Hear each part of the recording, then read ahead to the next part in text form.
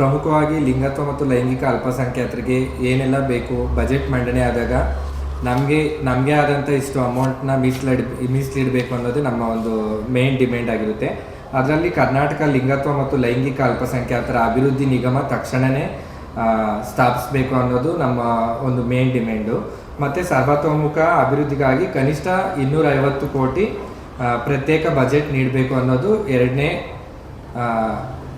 ಎರಡನೇ ಡಿಮ್ಯಾಂಡ್ ಆಗಿರುತ್ತೆ.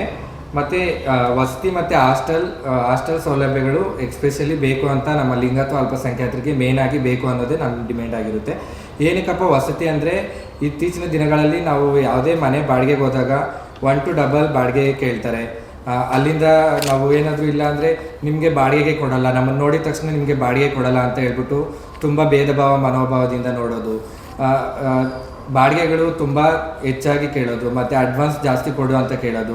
ಸೊ ಇದರಿಂದ ನಮ್ಮ ಸಮುದಾಯದವರು ತುಂಬ ತೊಂದರೆಯನ್ನು ಅನುಭವಿಸ್ತಾ ಇದ್ದಾರೆ. ಸೊ ಅದಕ್ಕೆ ವಸತಿ ಸೌಲಭ್ಯ ಆಗಿರ್ಬೋದು, ಹಾಸ್ಟೆಲ್ ಸೌಲಭ್ಯ ಆಗಿರ್ಬೋದು, ಇವುಗಳನ್ನು ನಮಗೆ ಪ್ರತ್ಯೇಕವಾಗಿ ಕೊಡಬೇಕು ಅಂತ ನಾನು ಕೇಳ್ಕೊಳ್ತಾ ಇದ್ದೀನಿ ಕರ್ನಾಟಕ ಸರ್ಕಾರಕ್ಕೆ. ಮತ್ತು ಇನ್ನೊಂದು, ನಮ್ಮ ಸಮುದಾಯದಲ್ಲಿ ಪ್ಯಾಂಟ್ ಶರ್ಟ್ ಸಮುದಾಯದವರಿದ್ದಾರೆ ಮತ್ತು ಸೀರೆಯಲ್ಲಿರುವಂಥ ಸಮುದಾಯದವರಿದ್ದಾರೆ. ಓವರಾಲ್ ಆಗಿ LGBTQ ಕಮ್ಯುನಿಟೀಸ್ ಏನಿದೆಯೋ ಅವ್ರನ್ನೆಲ್ಲ ಗುರುತಿಸಿ ನಮಗೆ ಒಂದು ಒಳ್ಳೆ ಬಜೆಟ್ನ ಕೊಡಬೇಕು ಅಂತ ನಾನು ಕೇಳ್ಕೊಳ್ತಾ ಇದ್ದೀನಿ. ಇನ್ನೊಂದು ಫಾರ್ ಎಕ್ಸಾಂಪಲು ಓದಿದ್ದಾರೆ, ಪ್ಯಾಂಟ್ ಶರ್ಟಲ್ಲಿದ್ದಾರೆ ನಮ್ಮ ಸಮುದಾಯದವರು. ಆದರೆ ಅವ್ರು ಓದಿ ಎಲ್ಲ ಜಾಬ್ನ IT ಕಂಪ್ನಿಯಲ್ಲಿ ಜಾಬ್ ಪಡ್ಕೊಳ್ಳೋವ್ರಿಗೂ ತುಂಬ ಎಷ್ಟೋ ತಾರತಮ್ಯನ ಅನುಭವಿಸಿದ್ರು ಕೂಡ ಒಂದು ಜಾಬ್ನ ಪಡ್ಕೋತಾರೆ. ಆದರೆ ಇಲ್ಲಿ ಮನೆ ಇಲ್ಲದೆ ಇರೋ ಕಾರಣ ಅವರು ಜಾಬ್ನ ಬಿಟ್ಟು ಅವರು ಒಂದು ನೇಟಿವ್ ಪ್ಲೇಸ್ಗೆ ಹೋಗಬೇಕಾಯಿತು. ಈ ಥರ ಸಮಸ್ಯೆಗಳು ತುಂಬಾ ಇದ್ದಾವೆ. ಹೇಳ್ಕೊತ ಹೋದರೆ ಈ ದಿನಪೂರ್ತಿ ಹೇಳ್ಬೋದು. ಸೊ ದಯವಿಟ್ಟು ನಮ್ಮ ಹಕ್ಕು ಒತ್ತಾಯಗಳನ್ನು ದಯವಿಟ್ಟು ಎಲ್ಲರೂ ಗಮನದಲ್ಲಿ ಇಟ್ಕೋಬೇಕು ಅಂತ ನಾನು ಮನಸ್ಫೂರ್ತಿಯಾಗಿ ಕೇಳ್ಕೊಳ್ತಿದ್ದೀನಿ. ಕರ್ನಾಟಕ ಸರ್ಕಾರ ಇದಕ್ಕೆ ಬೇಗ ಈ ಮಾರ್ಚ್ ತಿಂಗಳಲ್ಲಿ ಏನು ಅನುಷ್ಠಾನ ಮಾಡ್ತಿದೆಯೋ ಬಜೆಟ್ಟು, ಅದರಲ್ಲಿ ನಮ್ಮನ್ನು ಕೂಡ ನೆನಪಲ್ಲಿ ಇಟ್ಕೊಂಡು ಬಜೆಟ್ನ ಮಂಡನೆ ಮಾಡಬೇಕು ಅನ್ನೋದು ನಮ್ಮ ಒಂದು ಮೇನ್ ಡಿಮ್ಯಾಂಡ್ ಆಗಿರುತ್ತೆ. ಸೊ ಮತ್ತು ಪ್ರತಿ ವರ್ಷ ಕನಿಷ್ಠ 500 ಮನೆಗಳು ಹಂಚಿಕೆ ಆಗಬೇಕು. ಯಾಕಂದರೆ ಇತ್ತೀಚಿನ ದಿನಗಳಲ್ಲಿ ಲಿಂಗತ್ವ ಅಲ್ಪಸಂಖ್ಯಾತರಿಗೆ ಮೇಯ್ನಾಗಿ ಆಗ್ತಾ ಇರೋದೇ ವಸತಿ ಸೌಲಭ್ಯ ತೊಂದರೆ ತುಂಬ ಆಗ್ತಾಯಿದೆ.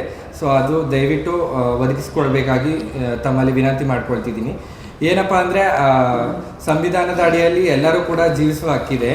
ಆದರೆ ನಮಗೆ ಯಾಕೆ ಲಿಂಗತ್ವ ಅಲ್ಪಸಂಖ್ಯಾತರು ಅಂದರೆ ಪ್ರತಿ ಸಲ ಅವಕಾಶಗಳನ್ನ ಕೇಳಬೇಕೇ ಹೊರತು ಕೇಳಿದಾಗೂ ಕೂಡ ಬರೀ ಮಾತಲ್ಲಿ ಹೇಳ್ತಾರೆ, ಶಾಸನ ಕೊಡ್ತಾರೆ, ಬಿಟ್ಟರೆ ಯಾವುದೇ ರೀತಿ ಅನುಷ್ಠಾನ ಆಗ್ತಾ ಇಲ್ಲ. ಸೊ ದಯವಿಟ್ಟು ನಮ್ಮನ್ನು ಬಜೆಟ್ ಮಂಡನೆ ಮಾಡಬೇಕಾದಾಗ, ಪ್ರತಿಯೊಂದು ಏನೇ ಮಾಡಬೇಕಾದಾಗ ದಯವಿಟ್ಟು ನಮ್ಮನ್ನು ಕೂಡ ನೆನಪಲ್ಲಿ ಇಟ್ಕೊಂಡು ಲಿಂಗತ್ವ ಅಲ್ಪಸಂಖ್ಯಾತರಿಗೆ ಒಂದು ಒಳ್ಳೆಯ ಅನುದಾನವನ್ನು ಕೊಡಬೇಕು ಅಂತ ನಾನು ಮನಸ್ಫೂರ್ತಿಯಾಗಿ ಕೇಳ್ಕೊಳ್ತಿದ್ದೀನಿ.